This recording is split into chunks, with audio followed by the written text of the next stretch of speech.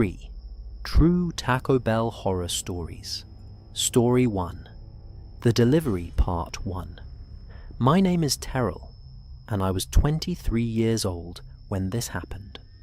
I was working as a delivery driver for a Taco Bell in Phoenix, Arizona, picking up extra shifts through a third-party app. It was a Saturday night, 11:45 p.m., and I had just accepted what would be my last delivery of the night. The address was on the outskirts of the city, a rural area where the streetlights ended and the desert began. Nothing unusual about that.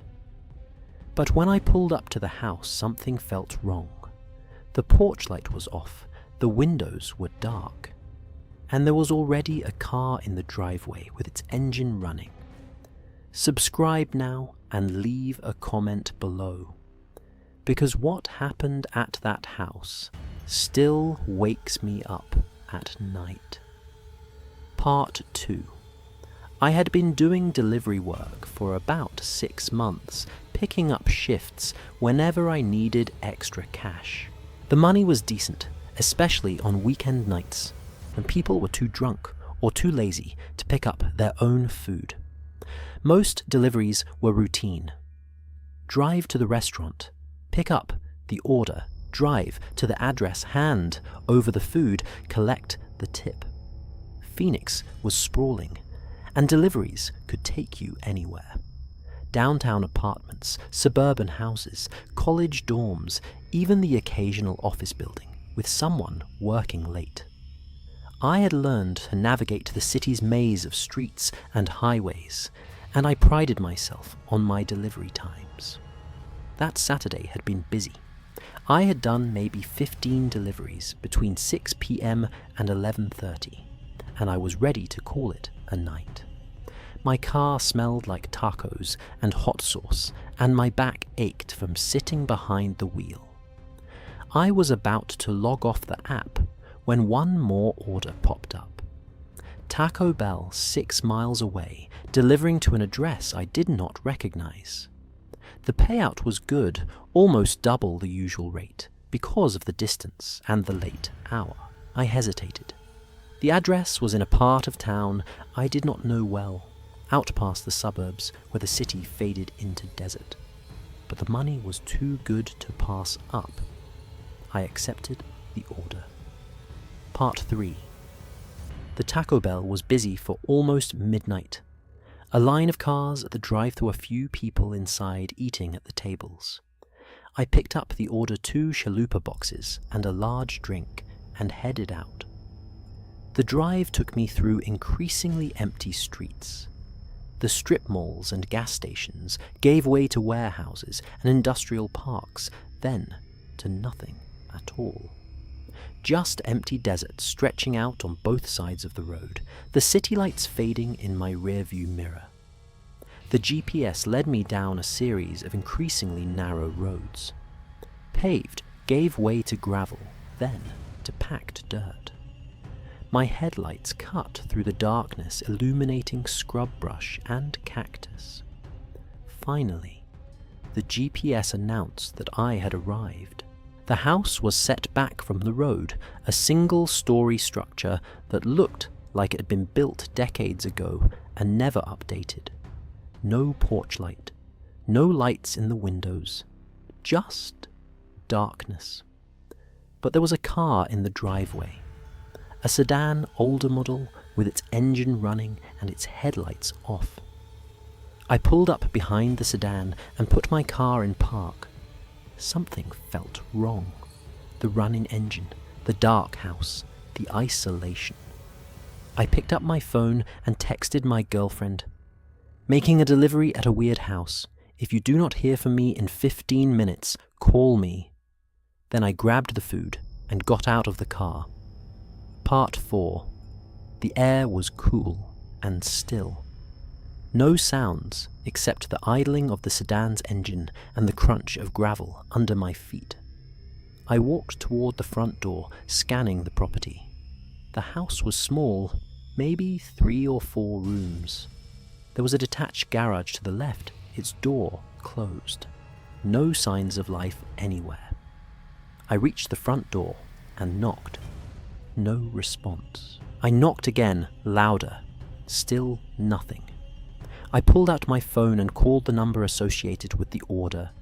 It rang once, twice, 3 times. Then a voice answered. "Hello. Hey, this is your delivery driver. I am at the address, but no one is answering the door." A pause. Then the voice spoke again. "Leave the food on the porch. I will come get it in a minute." Something about the voice made me uneasy. It was flat, emotionless, like someone reading from a script. "Okay, I will leave it here. You can confirm delivery on the app." I set the bag down on the porch and turned to walk back to my car. That is when I noticed the sedan's door was open. Someone had gotten out while I was at the front door. But I did not see anyone. I stopped walking. The darkness around me seemed to press in closer. "Hello," I called out. "Is someone there?" Silence. Then a voice from behind me. "Do not turn around." Part 5. I froze. The voice was male deep and very close, maybe 5 feet behind me. "Put your phone in your pocket, slowly." My hand was shaking as I slid the phone into my jacket. "Now your wallet. Take it out and drop it on the ground." "Look, man, I do not want any trouble. You can have whatever you want." I said drop the wallet. I reached into my back pocket and pulled out my wallet. I dropped it on the gravel. "Good. Now your car keys." I hesitated. Without my car, I was stranded in the middle of nowhere with whoever this was. "The keys. Now." I pulled them from my pocket and dropped them next to the wallet. "Turn around, slowly." I turned. He was standing about 6 feet away, a silhouette in the darkness. I could not see his face clearly, but I could see what was in his hand. A gun, pointed directly at my chest. "Walk toward the garage." My legs felt like they were made of concrete. Every instinct screamed at me to run, but the gun made that impossible. I walked toward the garage. Part 6. The garage door was unlocked. He told me to open it and step inside. The interior was dark, but I could make out shapes. A workbench against one wall, shelves filled with tools, and in the corner, what looked like a mattress on the floor. Someone had been living in here. "Sit down," he said, gesturing toward a chair near the workbench. I sat. My mind was racing, trying to figure out a way out of this. The gun was still pointed at me. The door was behind him. There was no escape. "Why are you doing this?" I asked. He laughed. It was not a pleasant sound. "You people drive around all night, going to addresses you have never been to, walking up to doors without knowing who is on the other side. You make it so easy. You set up the delivery order to get someone out here. Smart boy, you are the 3rd one this month. The app makes it simple. Create an account with a fake name, use a prepaid card, pick an address where no one will hear anything. The 3rd one this month." My stomach dropped. What happened to the other 2? He did not answer. He just smiled. Part 7. I heard a sound from outside, a car engine getting closer. His head turned toward the door for just a second. That was my chance. I grabbed the first thing my hand touched on the workbench, a heavy wrench, and threw it at him as hard as I could. It caught him in the shoulder. He stumbled, and the gun went off the shot, going wide and hitting the wall behind me. I did not wait. I ran. I hit the garage door at full speed, bursting into the darkness outside. The car I had heard was pulling into the driveway, its headlights blinding me. I ran toward it, waving my arms. "Help! He has a gun!" The car screeched to a stop. A woman jumped out, her face pale with shock. What the hell is going on? There is a man in the garage with a gun. Call 911. Behind me, I heard the garage door bang open. I turned and saw him emerge, the gun still in his hand. The woman screamed and dove back into her car. I followed, throwing myself into the passenger seat. Drive, go. She floored it to the car, spraying gravel as it tore down the driveway. In the rearview mirror, I saw him standing in the headlights, watching us go. Part 8. The woman was his neighbor, coming home late from a friend's house. She had seen my car parked in his driveway and thought something was wrong. She was right. The police arrived within 20 minutes. They found my wallet and keys where I had dropped them. They found the garage with its mattress and workbench, and they found other things. Personal effects from other people. Wallets, phones, keys. Items that did not belong to the man who lived there. His name was Vernon Dale Crosby, 53 years old. He had a history of violent crimes going back decades, including an assault conviction that had put him in prison for 7 years. The police matched the items in his garage to 2 missing persons cases, both delivery drivers. Both had disappeared after accepting orders to remote addresses. They found the bodies a week later, buried in the desert, about a mile from the house. I was almost the third. I quit delivery driving the day after the police finished interviewing me. I could not do it anymore. Every time I thought about accepting an order, I saw that Dark House, felt the gun at my back, heard his voice telling me to walk toward the garage. Vernon Crosby is awaiting trial for 2 counts of murder and 1 count of attempted murder. The prosecutor says he is looking at life without parole. But that does not change what happened. It does not change the fact that 2 people died because they accepted delivery orders to the wrong address. If you do delivery work, please be careful. Trust your instincts. If an address feels wrong, if something seems off, cancel the order and drive away. Because not everyone ordering food wants food. Some of them are hunting. Story 2. The Note Part 1.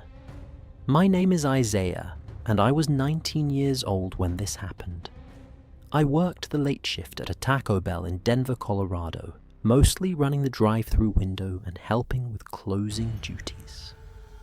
It was Thursday night, around 12:15 a.m., and I was cleaning tables in the empty dining room when I found a folded piece of paper under one of the chairs. I almost threw it away without looking, but something made me open it. Inside was a message written in neat handwriting. It said, "I have been watching you, Isaiah. Meet me in the parking lot after your shift. I have something important to tell you." Before I continue, hit subscribe and leave a comment, because whoever wrote that note knew things about me that no stranger should know. Part 2. I had been working at that Taco Bell for about 8 months. It was my first real job, something to make money while I figured out what to do after high school. I had decided to take a gap year before college, and the late shifts at Taco Bell gave me plenty of time during the day to think about my future.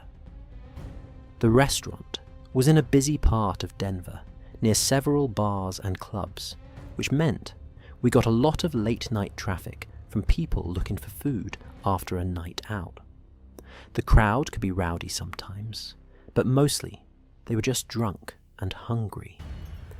I worked 4 or 5 nights a week, usually from 8 p.m. to 2 a.m.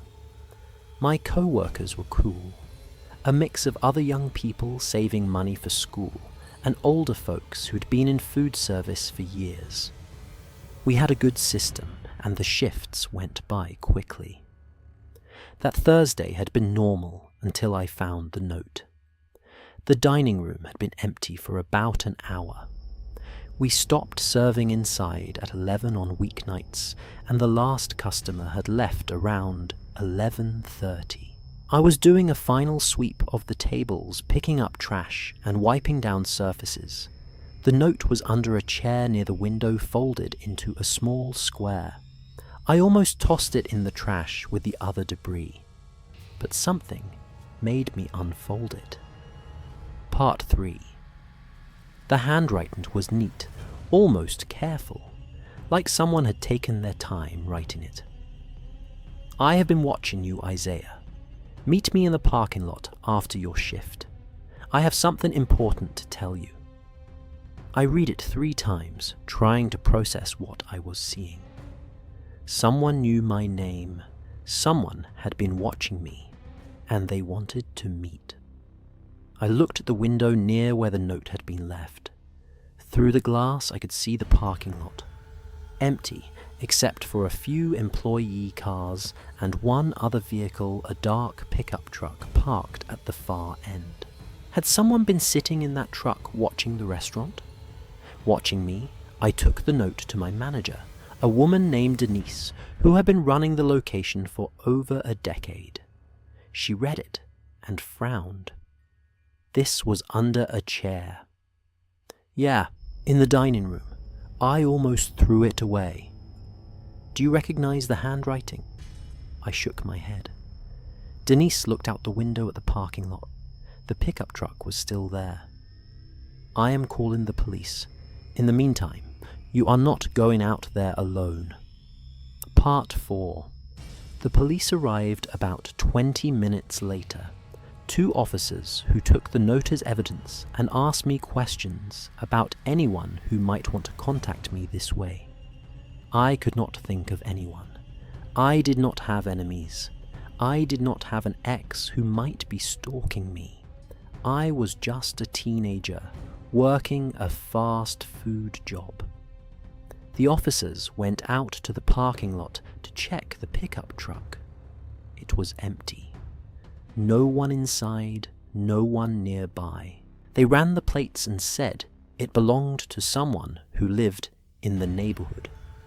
Probably nothing to do with the note.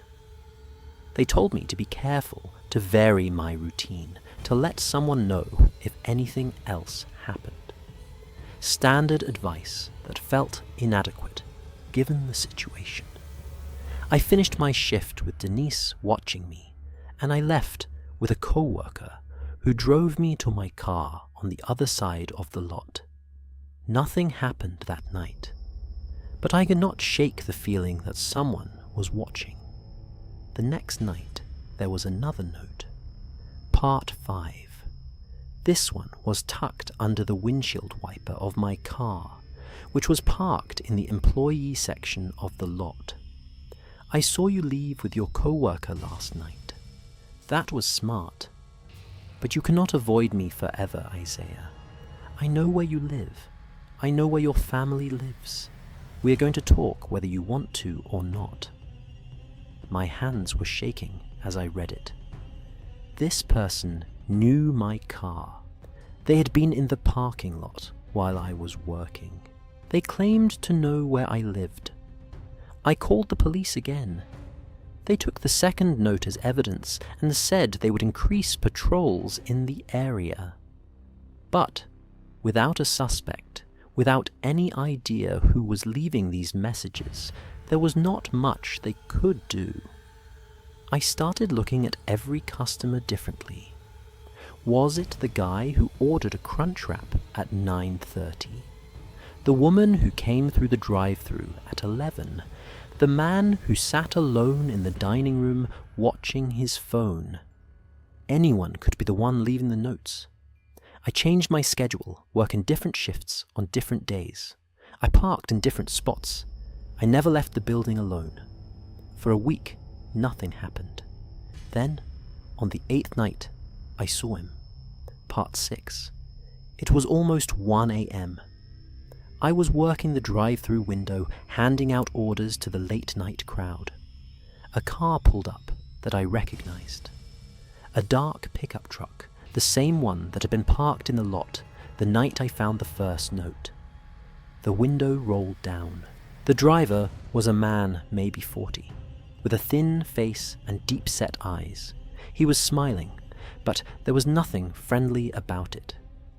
"Hey Isaiah, nice to finally talk to you." My blood ran cold.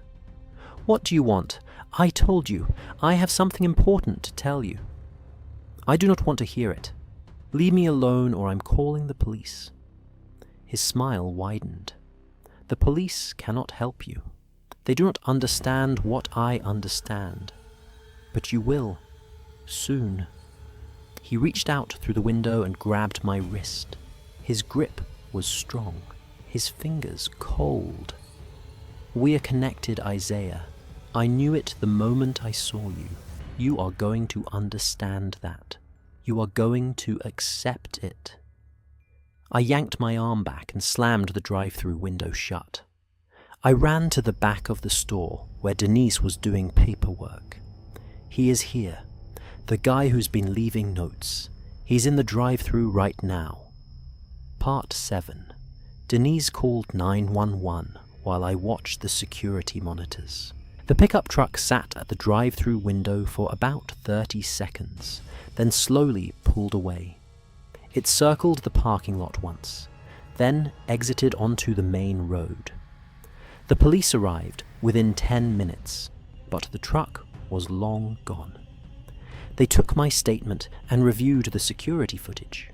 The camera had captured a clear image of his face. They identified him within 24 hours.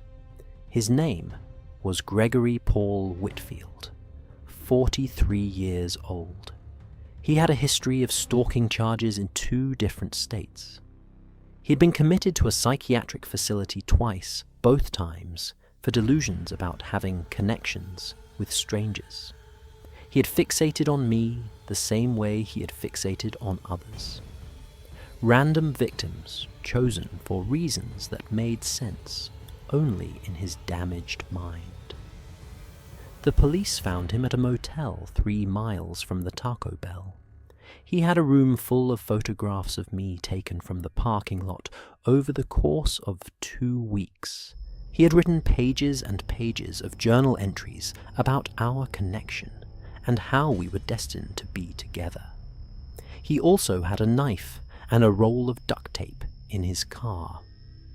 Gregory Whitfield was arrested and charged with stalking harassment and criminal menacing.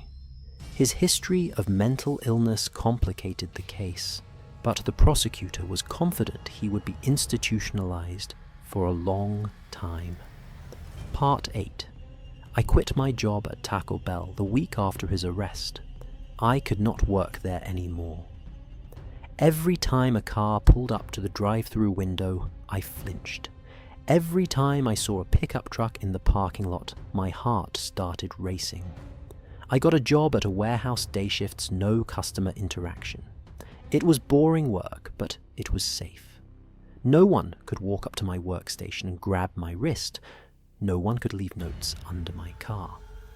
But the fear did not go away. Not completely. For months I looked over my shoulder everywhere I went. I checked my car for notes before I got in. I scanned every parking lot for dark pickup trucks. The therapist I started seeing said it was normal. Hypervigilance, she called it. A natural response to being hunted. Because that is what it was. Gregory Whitfield was not just a creep leaving notes. He was hunting me. He had chosen me as his target, and he was building toward something. If the police had not identified him when they did, if he had not been caught, I do not know what would have happened. The knife and duct tape in his car suggested possibilities that I try not to think about. I am 23 now. I have moved on mostly. I have a job I like, friends who support me, a life that feels normal. But I still remember the feeling of his hand on my wrist, the coldness of his grip, the certainty in his voice when he said we were connected. Some people see strangers and create fantasies about them. They build entire relationships in their minds, convince themselves that the connection is real, and then become dangerous when reality does not match their delusions. You never know when you might become someone's obsession. If you ever find a note meant for, you do not ignore it. Tell someone, report it, take it seriously, because the person who wrote it is watching, and they might be closer than you think. Story 3. The Parking Lot, Part 1. My name is Devon, and I was 24 years old when this happened. I'd stopped at a Taco Bell in rural Texas, about halfway through a long drive from Dallas to Austin. It was a Tuesday evening around 8:30 p.m., and the restaurant was nearly empty. I ate my food quickly and headed back to my car, eager to get back on the road. That is when I noticed the van. A white cargo van with no windows parked directly behind my vehicle, blocking me in. The engine was running, the headlights were off, and through the windshield I could see the driver watching me. Hit subscribe before I tell you what happened next, because what that driver wanted still makes me check my rearview mirror every time I park. Part 2. I was making the drive from Dallas to Austin for a job interview the next morning. It was about a 3-hour trip, and I had left later than planned. By 8 p.m., I was hungry and tired, so when I saw the Taco Bell sign glowing off the highway, I decided to stop. The restaurant was in a small town, one of those places that existed mainly because of the interstate. A gas station, a few fast food joints, a motel with a flickering vacancy sign. The kind of town you drive through without noticing. The Taco Bell parking lot was nearly empty when I pulled in. Just 2 other cars, both parked near the entrance. I parked in a spot near the side of the building, not too far from the door, and went inside. The restaurant had maybe 3 customers and 2 employees behind the counter. I ordered my food at a table near the window and scrolled through my phone. The whole stop took maybe 20 minutes. When I walked back outside, the parking lot looked different. A white cargo van was now parked directly behind my car, so close that I could not have backed out if I tried. The engine was running a low rumble that I could feel in my chest, and the driver was staring at me through the windshield. Part 3. I stopped walking, my keys clutched in my hand. The driver was a man maybe 50 with a round face and close cropped hair. He was just sitting there, hands on the wheel, watching me. I looked around the parking lot. The 2 other cars were gone. I was alone out here with the van. "Hey," I called out, "you are blocking my car." No response. The driver did not move, did not acknowledge me. He just kept staring. I felt the first prickle of real fear. Something was very wrong here. I pulled out my phone and pretended to make a call while walking back toward the Taco Bell entrance. I needed to get inside, get somewhere with other people. The van's door opened. The driver stepped out. He was bigger than I had realized, maybe 6'2" or 6'3", with broad shoulders and thick arms. He was wearing work clothes, a dark jacket and jeans, and he was walking toward me. "Hey buddy, wait up," he said. His voice was friendly, casual. "I just need to ask you something." I did not stop. I walked faster toward the door. "Come on, man, do not be like that. I just need directions." I reached the door and pulled it open. Behind me, I heard his footsteps speed up. I got inside and let the door close behind me. Part 4. Through the glass, I could see him standing just outside, maybe 10 feet from the entrance. He was not trying to come in. He was just standing there watching. I walked to the counter where a young woman in a Taco Bell uniform was wiping down the soda machine.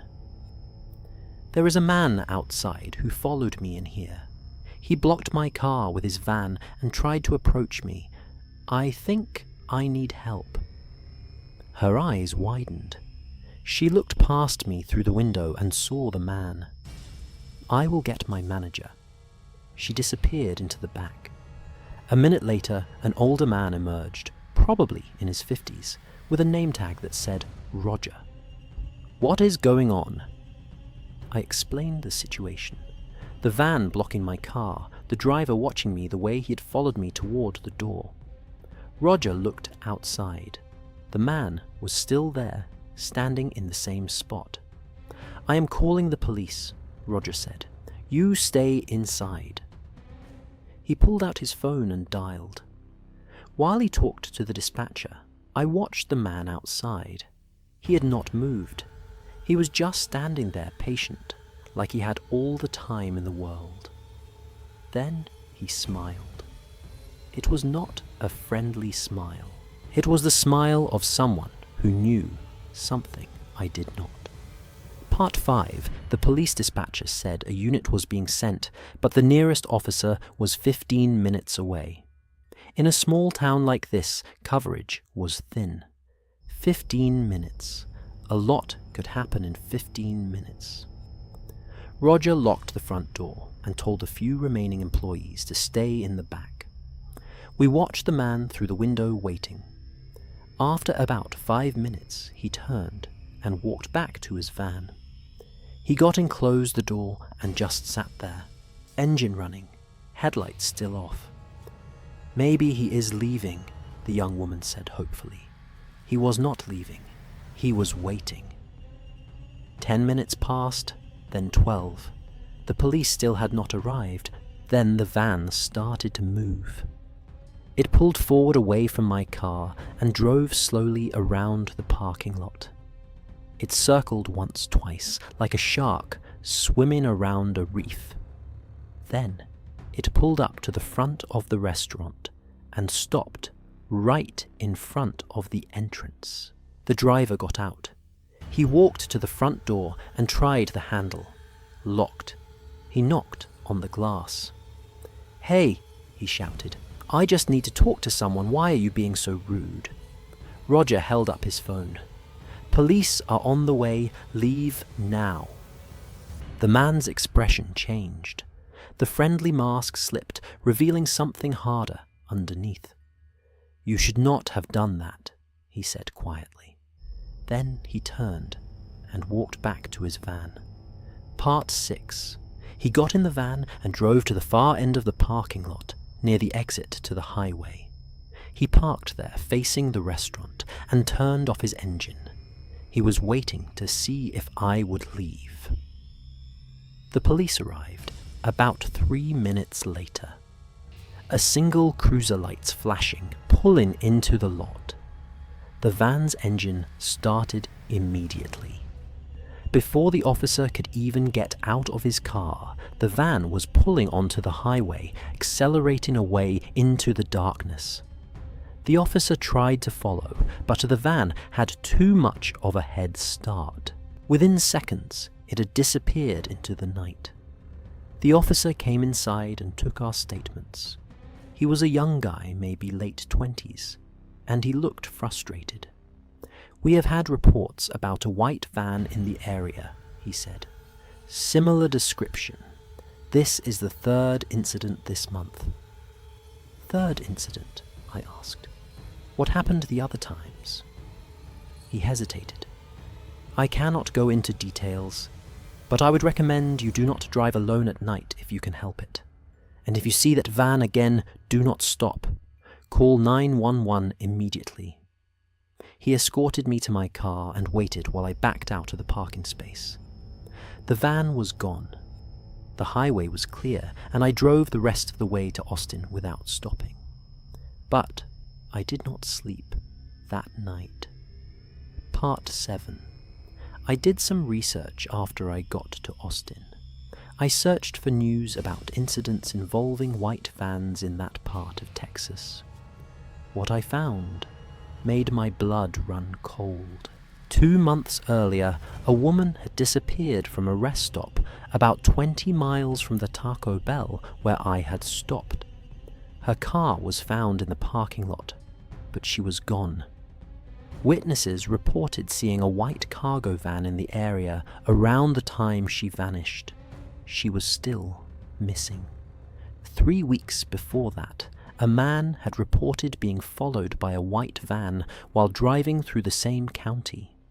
The van had tried to run him off the road before he managed to escape. And 6 months earlier, a body had been found in a drainage ditch about 50 miles south. A young woman, a college student who had been driving alone from San Antonio to Houston. Her car was found abandoned on the side of the highway. She had been dead for at least 2 weeks before anyone found her. The police suspected the cases were connected. Same general area, same method of operation, same type of vehicle. Someone was hunting along that stretch of highway, and I had almost become another victim. Part 8. They caught him 4 months after my encounter. A state trooper pulled over a white cargo van for a broken taillight about 30 miles from where I had stopped. The driver matched the description from multiple reports. When the trooper searched the van, he found rope duct tape and a hunting knife under the front seat. His name was Earl Wayne Duggan. 52 years old, he worked as a handyman in a small town nearby, traveling the highways for jobs. No one suspected him of anything. But the evidence in his van told a different story. The police linked him to the missing woman from the rest stop. They linked him to the body found in the drainage ditch. They believe there may be other victims who have not been found yet. Earl Duggan is currently awaiting trial on 2 counts of murder and 1 count of attempted kidnapping. The prosecutor is seeking the death penalty. I think about that night sometimes. The van blocking my car, the driver watching me through the windshield, the way he smiled when I locked myself inside the restaurant. If I had not turned back, if I had tried to confront him about moving his van, if I had been alone in that parking lot without witnesses, I would be missing right now. Just another person who vanished on a stretch of Texas highway. I do not stop at isolated restaurants anymore. I do not park in empty lots. I do not ignore my instincts when something feels wrong. Because there are predators out there hunting along the highways, waiting for someone to make a mistake. And you never know when you might be the one they are waiting for.